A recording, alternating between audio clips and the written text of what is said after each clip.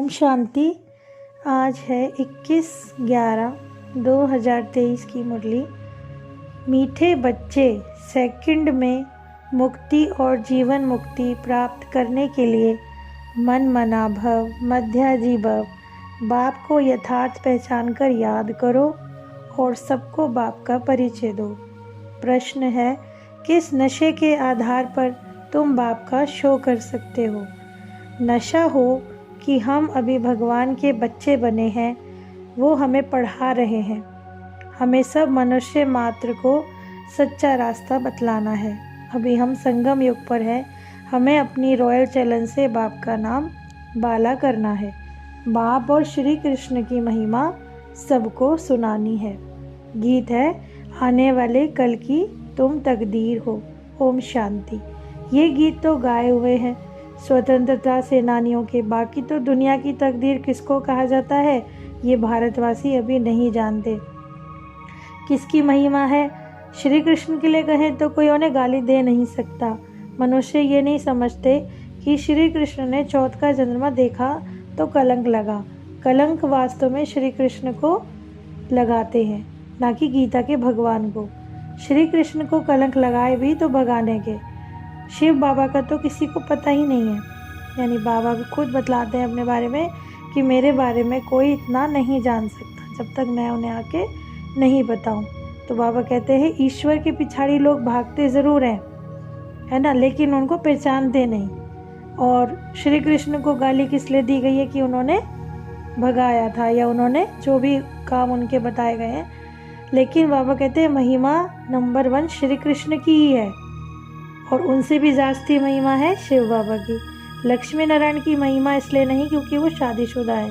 श्री कृष्ण कुमार है इसलिए उनकी महिमा ज़्यादा है। 16 कला संपूर्ण निर्विकारी श्री कृष्ण है। फिर ये समझते हैं कि ये तो ईश्वरीय नॉलेज है। ईश्वर भी राम राज्य स्थापन करते हैं और बाप ही आकर इनकी तकदीर जगाते हैं। सारा मदार बढ़ाई पर है। गीता में तो कौंडवों और पौरवों की लड़ाई बता दी है। अर्जुन आदि की कोई बात नहीं है। बाबा बैठ पढ़ाते हैं कि माया रावण से युद्ध है, उस पर जीत पानी है। परंतु जो इन बातों को ज़रा भी नहीं समझ सकते तो ड्रामा में ही ऐसा उनका पार्ट है। अब बाबा कहते तुम समझ सकते हो, तुम्हारा पार्ट ही ऐसा है और तुम समझ के समझा भी सकते हो। भीष्म पिता आदि को हिंसक बाण मारने की बात नहीं है, ज्ञान बाण लगवाए गए हैं कुमारियों द्वारा। तो बोलो हम आपको कुछ समझाना चाहते हैं। तो ये गीता भगवान ने गाई हुई है। श्री कृष्ण अलग है। अब कहते हैं ना रुद्र भगवान उवाच, क्योंकि ये बाबा का रुद्र ज्ञान यज्ञ है जो निराकार परमपिता परमात्मा द्वारा रचा गया है। तो फिर बाबा कहते हैं कि गीता में लिखा हुआ है सहज राजयोग, है ना। तो फिर ये हमें उनसे पूछना चाहिए कि भाई आप क्या समझते हो सहज राजयोग से? बाबा कहते हैं बेहद का संन्यास करो। यानी ये नहीं कि बस हमने कुछ चीज़ें छोड़ दी।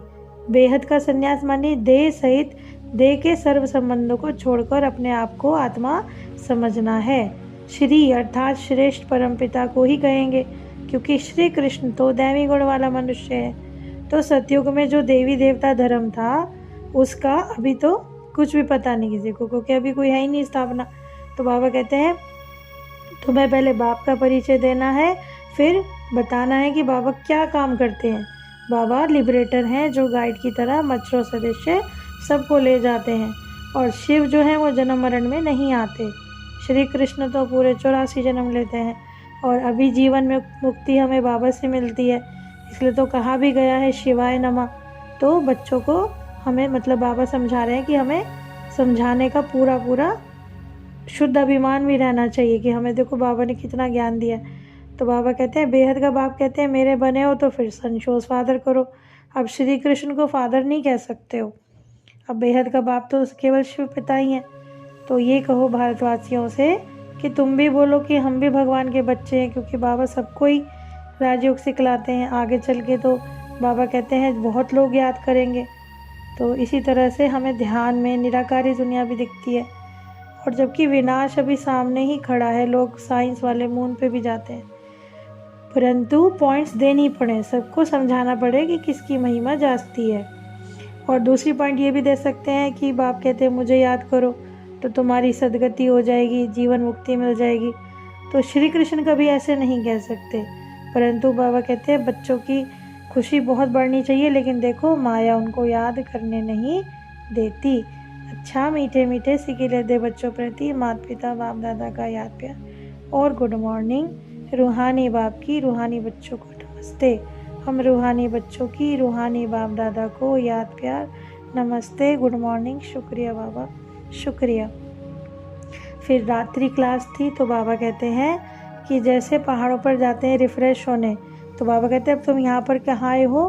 पुरुषोत्तम संगम युग पर। यहाँ पर तुम्हें ज्ञान मिला है, पुरानी दुनिया से तुम्हारा मन हटा दिया गया है, रिफ़्रेश कर दिया गया है, क्योंकि ये दुनिया एकदम ऐसा नहीं है कि ख़त्म होगी, चेंज होती है। यही स्वर्ग बनता है और यही नर्क बनता है। तो ऐसी समझाने वाली बातें अगर बुद्धि में बैठ जाएं तो बाबा कहते हैं लेकिन आश्चर्य सुनंती कथनती, फिर भगंती भी हो जाते हैं, क्योंकि कच्चे हैं और बाबा से बन के भी बाबा से पूरी फारकती देते हैं। तब बाबा कहते हैं तुम्हें विकारों से हार नहीं खानी। तुम देखते हो कि माया कितना ज़्यादा तुम्हारे साथ खेल खेलती है, तुम्हें कैसे तुम्हारी बुद्धि में घुसकर तुम्हारे से वो अलग करवा देती है बाबा को। तो याद की यात्रा भी काफ़ी डिफ़िकल्ट लगती है। तो बाबा कहते हैं कई बच्चों को तो बैच लगाने में भी शर्म आती है, क्योंकि देह अभिमान है, गाली खानी है, तो उन्हें डर लगता है कहीं हमें कोई कुछ कह ना दे। तो फिर बाबा कहते हैं इस बात से भी मत डरो, क्योंकि डिफेम करने से ही तो भारत की कितनी ग्लानि हुई है, तुम बच्चों को इसमें डरना नहीं है। फिर बाबा धारणा के लिए मुख्य सार बताते हैं, बुद्धि से बेहद का संन्यास कर रूहानी यात्रा पर तत्पर रहना है, याद में रहने की आदत डालनी है। फादर शोज सन, सन शोज फादर, सभी को बाप का सत्य परिचय देना है, सेकंड में जीवन मुक्ति का रास्ता बतलाना है। वरदान है मनसा और वाचा के मेल द्वारा जादू मंत्र करने वाले नवीनता और विशेषता संपन्न भक्त। मनसा और वाचा दोनों का मिलन जादू यंत्र का काम करता है। आप जो सोचोगे, जैसी बातें सोचोगे वो हो जाएंगी। तो मनसा शुभ भावना में अगर बिजी हो तो मन की हलचल भी खत्म हो जाएगी। अब सेवा में इसी नवीनता और विशेषता से संपन्न बनो। तो बाबा कहते हैं 9 लाख प्रजा सहज तैयार होगी। स्लोगन है बुद्धि यथार्थ निर्णय तब देगी जब पूरे पूरे वाइसलेस बनेंगे। मातेश्वरी के भी वाक्य हैं, कलयुगी असार संसार से सतयुगी सार दुनिया में ले जाना किसका काम है।